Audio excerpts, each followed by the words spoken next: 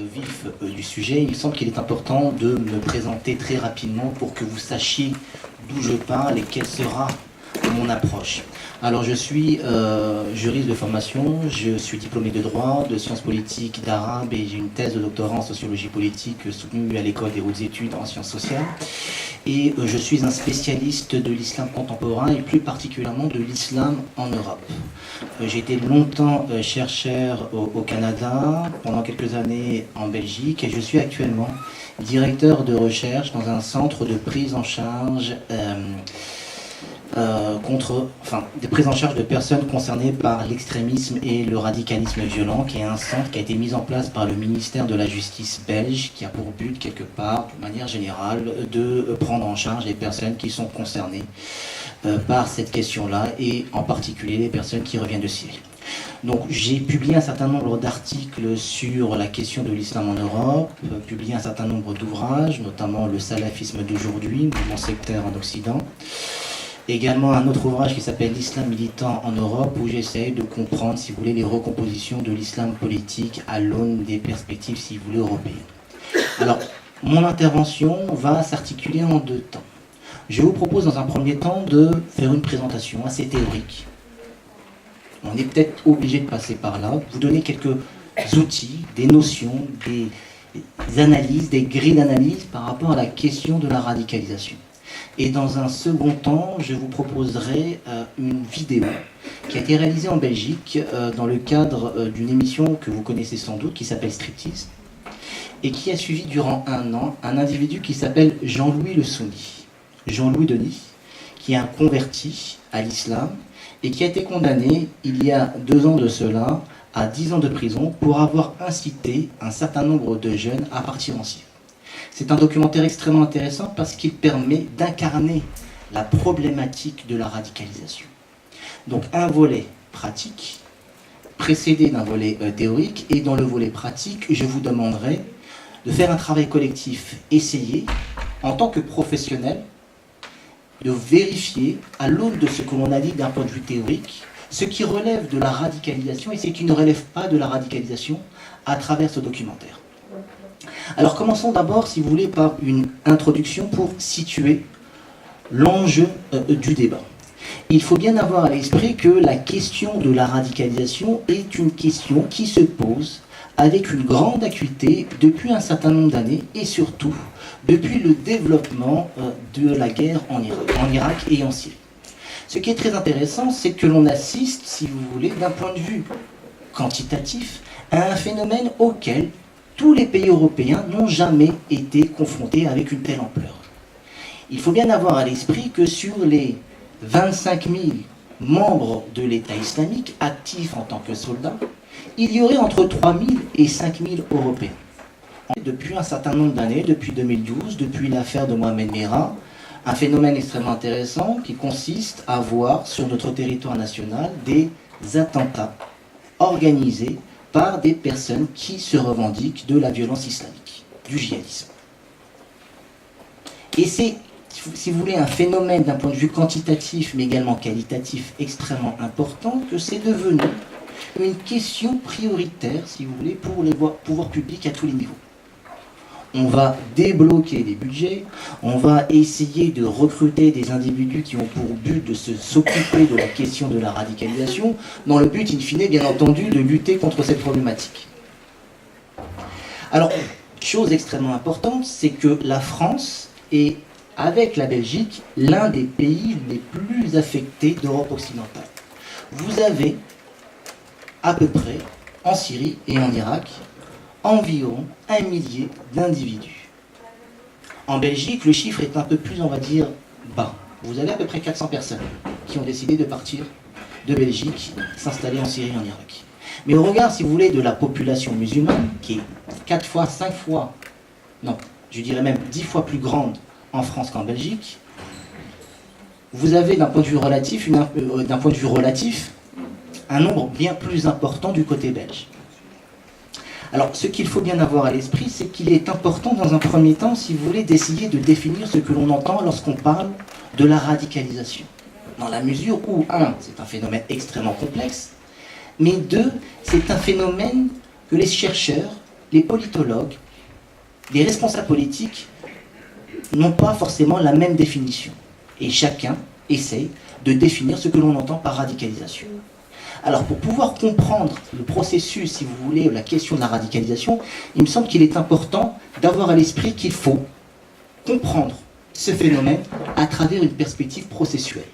Lorsque je dis processus, je dis effectivement une évolution, une étape.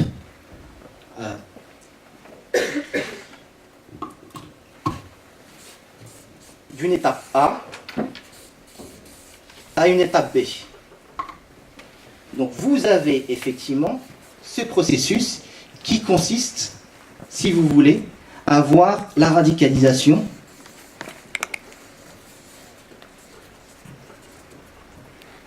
comme un chemin vers l'action violente. Il faut, à mon sens, et c'est quelque chose d'extrêmement important, éviter, tant faire se peut, de considérer que la question de la radicalisation peut se comprendre à l'aune de la gradation. C'est-à-dire que l'on ne peut pas comprendre la radicalisation à travers l'idée selon laquelle cela se fait par palier. Vous n'avez pas une étape 1, une étape 2, étape 3. Et c'est quelque chose d'extrêmement important. Vous avez des phénomènes d'aller et de retour. Et considérer que la question de la radicalisation fonctionne par étapes, par escalier, c'est taper un peu à côté de la réalité. Alors, si vous voulez, d'un point de vue intellectuel, c'est extrêmement intéressant, c'est important d'avoir cela à l'esprit. Mais si vous voulez, ça ne correspond pas à la réalité. Donc il faut, à mon sens, éviter, tant faire se peut, de comprendre des processus de radicalisation à travers une vision à la fois linéaire et graduelle. Ça ne fonctionne pas par étapes. Alors, pour un professionnel, c'est extrêmement simple. Étape 1, étape 2, étape 3, étape 4, jusqu'au basculement. Mais ça ne correspond pas forcément à la réalité. Donc ça, c'est un élément, si vous voulez, extrêmement important qu'il faut véritablement avoir à l'esprit. Lorsqu'on parle de radicalisation, cela sous-tend deux événements, deux caractéristiques. D'une part, un mouvement de A vers B, mais également un mouvement, si vous voulez, qui tend vers l'extrême. Donc, la question de la radicalisation sous-tend nécessairement une idée d'extrémisme, fondée, et ça c'est très important, sur la non-reconnaissance des valeurs dominantes de la société. Lorsque vous avez affaire à des personnes qui se radicalisent ou qui se revendiquent d'un islam que l'on pourrait qualifier de radical, quel qu'il soit, le point commun de tous ces individus, c'est l'idée selon laquelle la France est un pays régi par des lois qui ne sont pas conformes aux lois de l'islam. Et par conséquent, il est important, tant faire se peut, de ne pas reconnaître les valeurs dominantes de la société. Donc ça, c'est un élément, si vous voulez, très important. Radicalisation, mouvement, vers l'extrême, à travers une vision processuelle. Autrement dit, on ne doit pas comprendre cela à travers un prisme linéaire, graduel, par escalier, mais également, si vous voulez, à l'intérieur de la radicalisation, vous avez deux formes de radicalisation. Et ça, c'est extrêmement intéressant et important. En tant que professionnel, ce sont des choses qu'il faut véritablement avoir à l'esprit. Pourquoi ? Parce que, à l'heure actuelle, du moins en France, on a tendance à confondre deux types de radicalisation. Une radicalisation de type religieuse, qui est l'expression d'un fondamentalisme religieux. Au nom de ma foi religieuse, au nom de mon islam, je ne reconnais pas les valeurs dominantes de la société. Je considère que ma foi religieuse, mon système de pensée est supérieur au système de pensée, au système de valeurs de la société dans laquelle je vis. Mais ce fondamentalisme religieux n'incite pas nécessairement à la violence. Il va considérer qu'il ne faut pas reconnaître les valeurs de la société et fonctionner de façon communautaire, un peu à la façon d'une secte. On ne se mélange pas avec le reste de la société de peur de se faire contaminer. Donc ça, c'est la première forme de radicalisation religieuse. Enfin, première forme de radicalisation, qui est une radicalisation religieuse, que l'on peut qualifier dans une certaine mesure de radicalisation sectaire.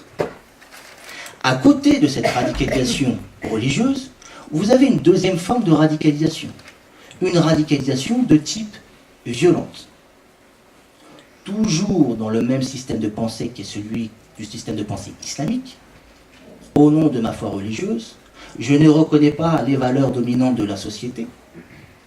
Mais cette non-reconnaissance des valeurs dominantes de la société n'amène pas à ce que je fonctionne de façon communautaire, de façon sectaire, mais à combattre ces valeurs. Je me dois de combattre ces valeurs. Donc une radicalisation religieuse et une radicalisation politique, violente. Vous voyez bien que cela relève, si vous voulez, de la même logique, de la même perspective, mais ces deux formes de radicalisation n'ont pas les mêmes conséquences. C'est très important. Et il faut essayer et savoir identifier ce qui relève de la radicalisation violente, de la radicalisation religieuse. Pourquoi ? Parce que si on considère globalement que toutes les radicalisations se valent, on aura tendance, peut-être, pour lutter contre la radicalisation de type violente, à taper sur la radicalisation religieuse. Je vous donne un exemple concret. Quelle est la réponse des pouvoirs publics français en matière répressive par rapport à la question de la radicalisation d'une manière générale? Vous êtes timide? Ils ont fermé des mosquées. Exactement, ils ont fermé des mosquées. Les pouvoirs publics français ont fermé des mosquées, certaines mosquées. Pourquoi? Parce que les pouvoirs publics français ont considéré que les mosquées, ou certaines mosquées, sont les lieux de la radicalisation. Ce sont des lieux dans lesquels des imams, des prédicateurs appellent à la violence, à la haine. Or, depuis 2001, force est de constater que les mosquées ne sont pas les lieux, ou ne sont plus les lieux de la radicalisation. Les mosquées, c'est un fait empirique, ne sont plus les lieux où on diffuse l'idéologie djihadiste.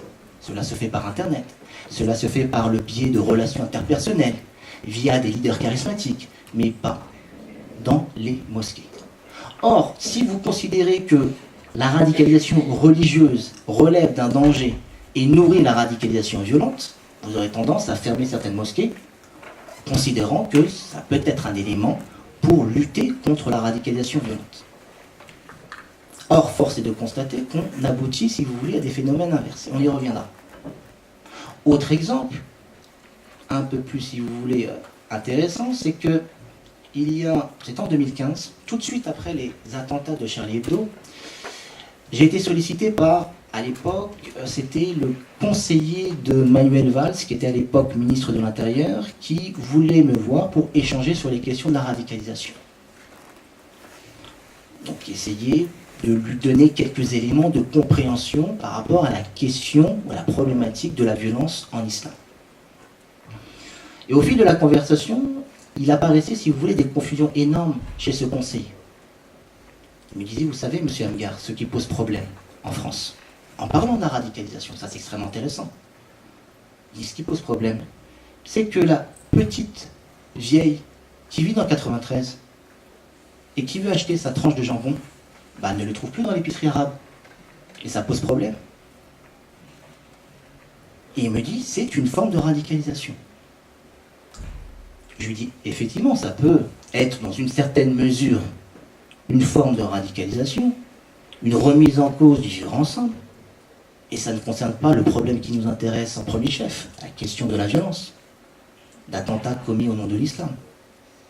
Donc vous voyez, ces éléments de confusion, il faut véritablement avoir à l'esprit et essayer tant faire se peut de voir ce qui relève du fondamentalisme religieux, qui ne met pas fondamentalement en cause, si vous voulez, la sécurité nationale, et la radicalisation violente, qui effectivement, au nom de la foi religieuse, remet en cause l'ordre public et la sécurité. Or, globalement, vous avez dans l'idée que finalement, il y a une forme de continuum entre radicalisation religieuse et radicalisation politique et violente. Et avant de rentrer, si vous voulez, dans cette analyse, il faut bien avoir à l'esprit que la radicalisation ne se résume pas et ne s'incarne pas dans l'islam. Vous avez plusieurs formes de radicalisation. La radicalisation d'extrême gauche, éco-terroriste, islamique et d'extrême droite. Et bien souvent, la radicalisation d'extrême droite, on l'oublie. Disons, finalement, ce qui nous intéresse véritablement, c'est la radicalisation islamique. Effectivement, c'est quelque chose d'important.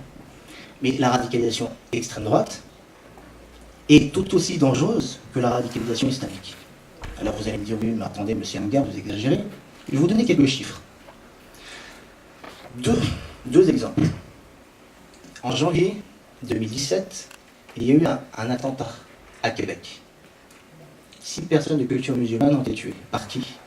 Par un militant d'extrême droite. Entre 2001 et 2015, une enquête a été réalisée par un chercheur américain. Et il a fait l'inventaire de toutes les personnes tuées par des attentats aux États-Unis. Et il a considéré, effectivement, il en a comptabilisé 60. 60 personnes ont été tuées par des actions terroristes.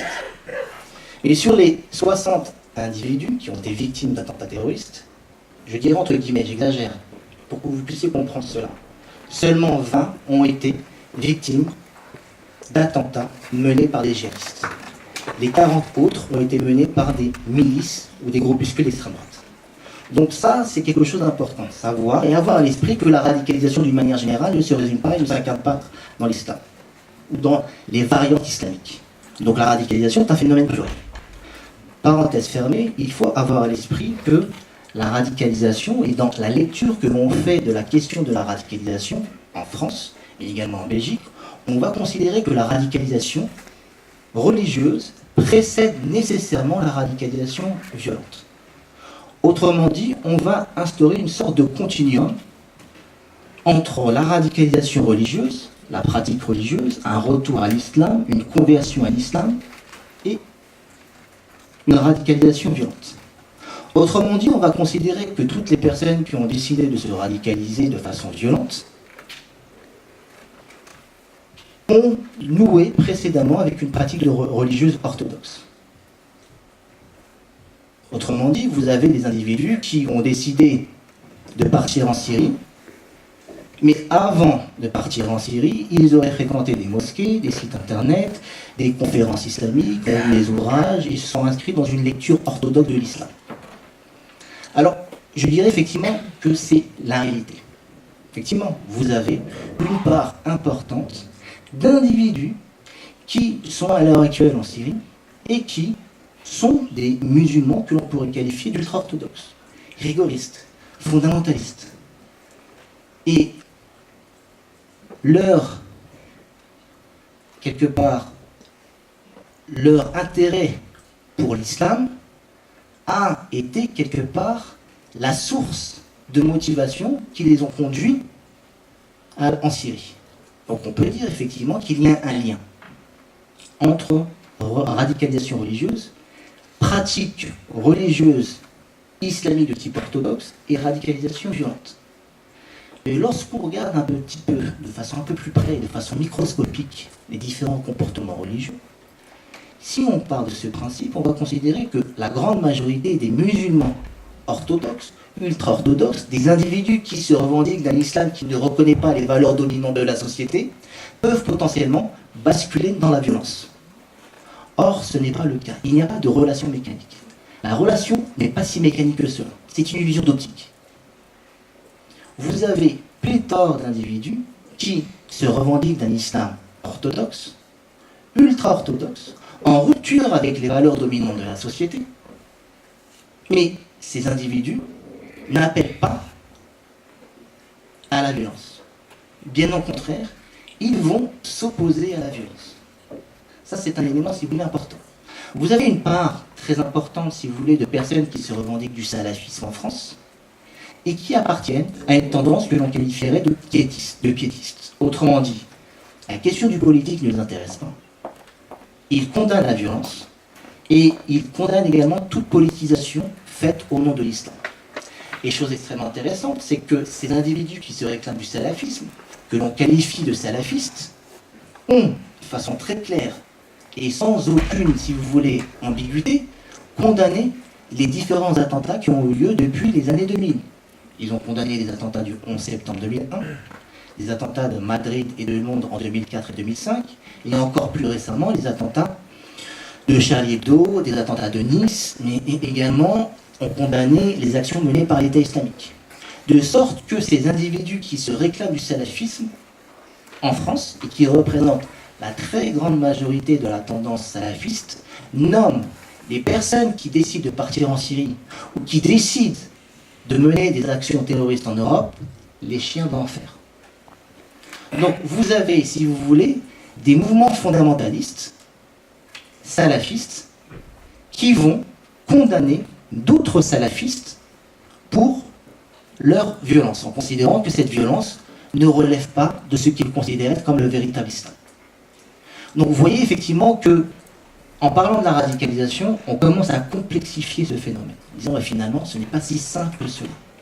Il y a plein de paramètres, plein de positionnements, mais ce sont des positionnements qu'il faut véritablement avoir à l'esprit pour pouvoir identifier, si vous voulez, les parcours de radicalisation. Donc vous voyez bien qu'à partir du moment où on essaye de rendre compte de la pluralité de la radicalisation islamique en distinguant radicalisation religieuse de radicalisation violente, on se rend compte que beaucoup d'expressions religieuses en France, même si elles se revendiquent d'un islam ultra-orthodoxe, et je le dis, je ne suis pas là pour défendre, on va dire, cette vision d'islam, mais tout simplement que ce n'est pas forcément les personnes sur lesquelles qu'il faut véritablement, qu'il faut surveiller. Parce que, au contraire, ils apparaissent, si vous voulez, comme une sorte de barrière contre, si vous voulez, ce discours appelé à la violence. Donc ça, c'est un élément, si vous voulez, très très très important. Donc, on y reviendra, si vous voulez. On y reviendra parce que c'est peut-être, à mon sens, l'élément central, si vous voulez, en matière de politique publique. Alors, petite parenthèse, moi je me souviens, on est entre nous, je commence à vous connaître et je commence à vous faire confiance. Donc je peux vous raconter quelques anecdotes que j'ai vécues en matière de politique publique et de lutte contre la radicalisation. Je me souviens d'un entretien, une discussion, à l'occasion d'une formation que j'ai réalisée à Lyon auprès de commissaires de police. Il y avait des commissaires de police qui étaient en charge des questions de radicalisation au sein de la préfecture de police de Paris. Et on avait parlé de ces fameuses mosquées qui ont été fermées parce qu'elles auraient appelé à la violence et à la haine. Et j'aurais posé la question suivante en leur disant, mais est-ce que vous n'avez pas l'impression que vous tapez un petit peu à côté? Vous savez ce que m'a dit, on va dire, le responsable? Il dit, mais monsieur Amgar, on le sait. On sait qu'on tape à côté. Et lorsque vous avez un appel du cabinet du ministre vous demandant dans la journée de fermer une dizaine de mosquées, on n'a pas le choix. Donc ce que je dis, ce que je sous-tends, c'est que finalement, certaines politiques publiques ont des effets contre-productifs, mais également qu'elles s'inscrivent dans une logique d'affichage. L'objectif n'est pas de régler véritablement le problème de la radicalisation. Donc ça, c'est un élément, si vous voulez, important qu'il faut véritablement avoir à l'esprit. Parce que finalement, lorsqu'on tape un peu à côté, lorsqu'on pense identifier des individus comme relevant d'une radicalisation religieuse et politique, comme étant des individus qui peuvent potentiellement poser des bombes ou partir en Syrie, alors que eux se perçoivent comme, entre guillemets, innocents, vous imaginez bien que ça peut nourrir un sentiment de discrimination, réel ou fantasmé, qui va nourrir un sentiment de victimisation, et qui va nourrir ensuite un ressentiment qui pourra inciter l'individu à partir en Syrie. Et on le voit par exemple. On le voit en Syrie. Lorsque vous avez l'occasion de discuter avec des personnes qui ont décidé de partir en Syrie, avec des jeunes filles, qu'est-ce qu'elles vous disent? Elles vous disent là-bas, en Syrie, je peux vivre pleinement mon islam. Je peux enfin porter le voile intégral. Alors qu'en France ou en Belgique, je ne peux pas le faire. Qu'est-ce que ça veut dire de nos politiques publiques? C'est que nos politiques publiques, en voulant quelque part affirmer un principe, qui est le principe de laïcité, en interdisant la possibilité à des femmes de porter le voile intégral, c'est une loi qui est passée, qu'il faut effectivement respecter, mais ça a eu des effets, si vous voulez, contre-productifs. En disant là, finalement, je ne peux pas porter le voile intégral en France, je peux partir en Syrie parce que je peux porter le voile intégral en Syrie. Vous voyez le lien? Le lien, effectivement, n'est pas si mécanique que cela, mais c'est ce qui ressort d'un certain nombre d'entretiens réalisés auprès de jeunes filles. L'argument, c'est « je peux vivre pleinement mon islam ». lorsque vous discutez avec des personnes qui reviennent de Syrie, qu'est-ce qu'ils vous disent? Ils disent voilà, l'une des motivations était de pouvoir pratiquer mon islam dans son entièreté, parce que je ne peux pas vivre mon islam en France. Donc, ce qu'on dit là, c'est que finalement, les processus de radicalisation violente se nourrissent en partie d'un sentiment de discrimination, fantasmé, exagéré, mais qui, du point de vue de l'acteur, est considéré comme réel. Ça, c'est très important. C'est quelque chose qu'il faut véritablement avoir à l'esprit. Alors, on a parlé de la radicalisation religieuse, on a parlé de la radicalisation violente, on a essayé d'établir un lien entre radicalisation religieuse et radicalisation violente. On s'est rendu compte que le lien existe, mais qu'il n'est pas aussi évident que cela. On a expliqué globalement que la radicalisation religieuse est problématique pour nos sociétés, mais elle ne concerne pas la question de la sécurité, mais la question du vivre ensemble. Donc les réponses apportées ne seront pas les mêmes. Et la radicalisation violente remet certes en cause la question du vivre ensemble, mais c'est la question de la sécurité de l'ordre public, qui est au centre, si vous voulez, de la problématique de la radicalisation violente. Alors, ce qui est important, si vous voulez, dans un second temps, après avoir défini ce que l'on entend par radicalisation, après avoir expliqué en quoi la radicalisation est un concept intéressant, mais en même temps problématique pour aborder les questions de la violence d'une manière générale, essayer de distinguer la radicalisation religieuse de la radicalisation politique, il est important de revenir, si vous voulez, sur l'idéologie du djihad. L'idéologie de la violence faite au nom de l'islam. Pour une simple et bonne raison, c'est que l'on a peut-être, lorsque vous êtes de culture musulmane, à dire la chose suivante. Ce qui a été fait par les djihadistes en Syrie, ou les attentats commis en France, ou en Belgique, ou en Allemagne, ne sont pas faits au nom de l'islam. Ce n'est pas l'islam. Or, il est important d'avoir à l'esprit que même si on a ce positionnement, force est de constater que pour les acteurs eux-mêmes, pour ceux qui réalisent ces actions, cela relève de l'islam. Parce qu'ils vont puiser dans la tradition islamique, dans le Coran, dans la tradition prophétique, dans un certain nombre d'idéologies, de fatwas, des éléments qui vont justifier leur action violente. Et il est important, si vous voulez, de connaître cette idéologie du djihad. Alors, avant de rentrer, si vous voulez, dans cette idéologie du djihad, il est important, si vous voulez, d'un point de vue théologique, de rendre compte du gap qu'il y a entre l'usage que l'on fait dans la société d'une manière générale, parce que lorsqu'on parle de djihad, tout de suite, on associe le terme de djihad à la notion de violence, de guerre, d'attentat, et la conception ou la définition qu'elle est faite par les théologiens de l'islam.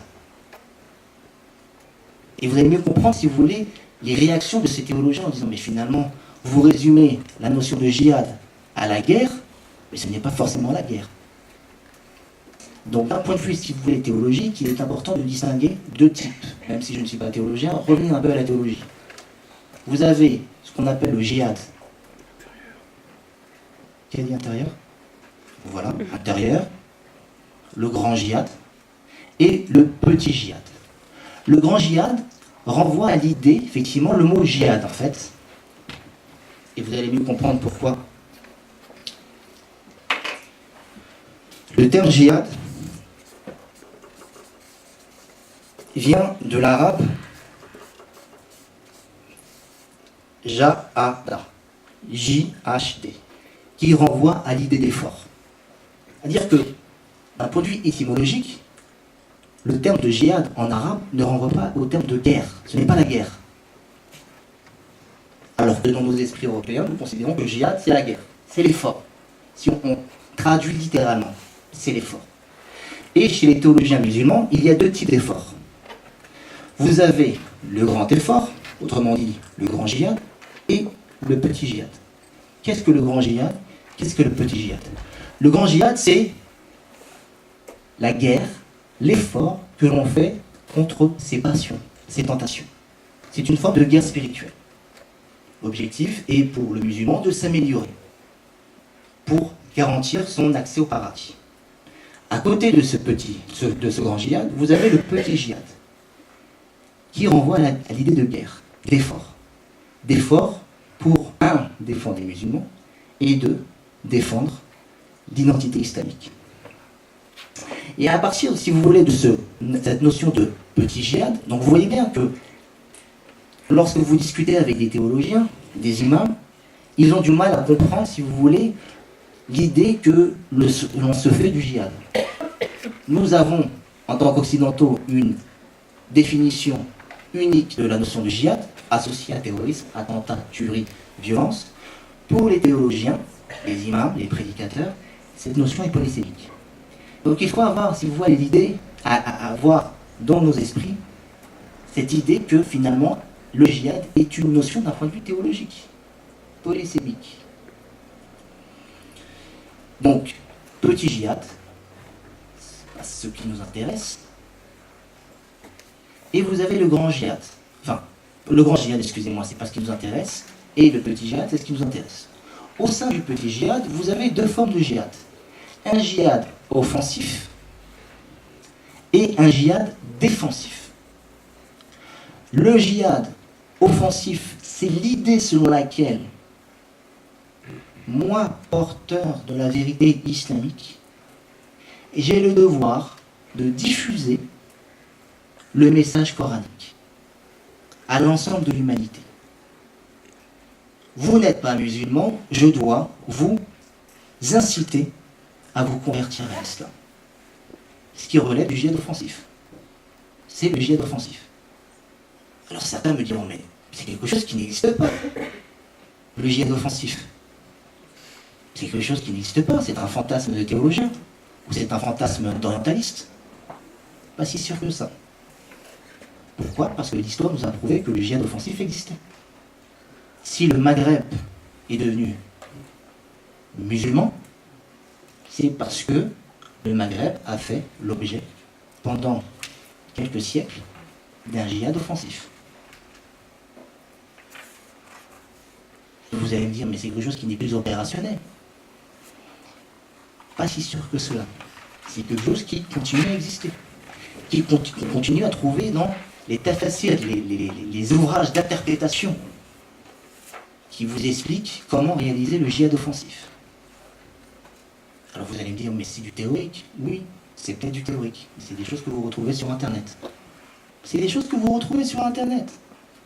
Vous avez des théologiens, des prédicateurs contemporains, pas du 18e, du 19e ou du 15e siècle, des théologiens contemporains qui vous donnent la définition du djihad offensif. Comment réaliser le djihad offensif? Alors, ils expliquent que le djihad offensif se réalise de plusieurs façons. La première façon, c'est que moi, en tant que musulman, je dois convertir monsieur. Je viens sur son territoire et je l'invite à l'islam, parce qu'il n'est pas musulman.